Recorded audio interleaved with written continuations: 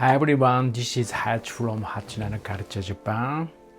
After talking about Game Center in the last episode, I actually went to one for the first time in years. Arcade games today are insane. I didn't even know how to play them anymore, so I just watched it for a few minutes and went home. But maybe I'll give it a try someday. By the way, I hardly see the old retro machine anymore. I wonder if there's still a place where you can play those classics. I kinda miss that Game Center vibe. The sounds, the smell, the energy. Since I was already soaking in the nostalgia of the 90s, I thought I'd take a little trip back in time. In the early 90s, I was around 3rd grade in elementary school up to about my second years of junior high. Elementary school in Japan lasts 6 years and junior high lasts 3. Together, those 9 years make up our compulsory education. Back in elementary school, the rules weren't that strict. Life was pretty fun. Well, except for things like don't go to the arcade without adults or no karaoke. There was also this weird one.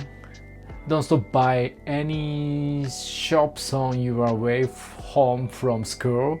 Even if you made plans to hang out with friends, you had to go home first, then go back out to play.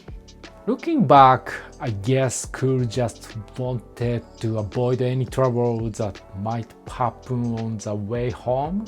But honestly, almost no one actually followed those rules. But once you entered junior high, everything changed. Up until then, all we talked about was manga, anime, and games with our friends. But the junior high life suddenly got strict. Really strict. The first big change was the school uniform. On the first day of school was the entrance ceremony. We were also excited to wear it. Just a few weeks earlier, we were still elementary kids, but wearing that uniform made us feel a little more grown up. And seeing everyone dressed the same way felt kind of new and fresh. Well, later on, the same uniform started to feel more like a prison outfit. Next came the Bukatsu, club activities. Bukatsu is short for Bukatsudo, which means after-school clubs in Japan. It's a system that's slowly fading away now, but back then, every single student had to join one. There were tons of options: sports clubs, culture clubs, you name it. Of course, it depends on the school, but there was always something for everyone. It might sound kind of fun, but in reality, most sports bukats were intense. Seriously intense. Every single day we trained hard to win games, to qualify for tournament to prove ourselves. At my school, the basketball team was especially tough. Morning practice before classes was normal, and they kept training later than any other clubs after school. It was especially hardcore. Of course, not everyone could keep up. Some kids just couldn't handle it anymore, but they couldn't quit either. Or to be exact, they weren't allowed to quit. And back then, it was still kind of okay for coaches to get physical with students. The boys' basketball coach at my school used to smack players with a slipper. Since I'd played basketball back in elementary school, I thought I'd join the basketball bukkatsu in junior high. But during the club orientation week, I went to check it out and saw the coach smacking players with his slippers. Right then and there, I changed my mind and joined the track and field club instead. Looking back, the track and field club was like an oasis. Maybe because it was all individual events, whether you trained hard or slacked off. It was pretty much up to you, and it was the only mixed gender club in school. So every tournament trip felt more like a picnic.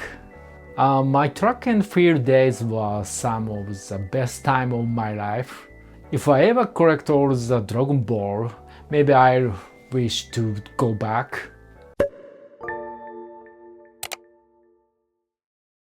The hard practice and the strict coach were tough. But the hardest things of all might have been this: Joge Kankei. Joge Kankei literally means a relationship between upper and lower. It's a system where younger students must always respect the older ones, no matter how small the age gap is. Even if someone was just 1 or 2 years older, you had to treat them with full respect. No talking back, no casual tone. If you are into anime, you probably heard of the senpai-kohai hierarchy. Senpai means older, kohai means younger. Of course, not every senpai was like that. There were kind ones too. But one thing I still can't quite understand is how, in clubs like soccer or baseball, first-year students almost never got to play. They spent all their time doing chores, picking up balls, cleaning, carrying water. It felt like the whole society was built to teach us. That's just how it is. And the cycle kept going. The first years who suffered through it would become seniors one day, and take it out on their own juniors. I thought that kind of tradition had mostly disappeared, but when I look it up online, it seems it's still around even today. Maybe that's a hidden side of the way Japanese people are seen as so polite and well-mannered. Middle school in Japan had so many strict rules, both written and unwritten. There was always this pressure to stay in line, not to stand out or go against the flow. It felt like those 3 years were all about gearing up to act as part of a group, to move as one, think as one. But I've been ranting about all the bad parts, but it wasn't all pain and misery. There were laughs, friends, and a ton of stupid moments that still make me smile. Alright, I think I'll wrap it up here for today. Thanks so much for watching episode 3. Looking back as an adult, I realized our teenager years were truly priceless, pure, messy, and full of life.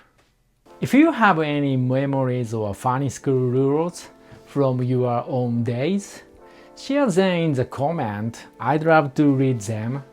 We talked a bit about basketball this time, so maybe next time we'll dive into the world of basketball manga. That's all for today. Thanks again and see you in the next video. One last thing. Remember your daily Kamehameha.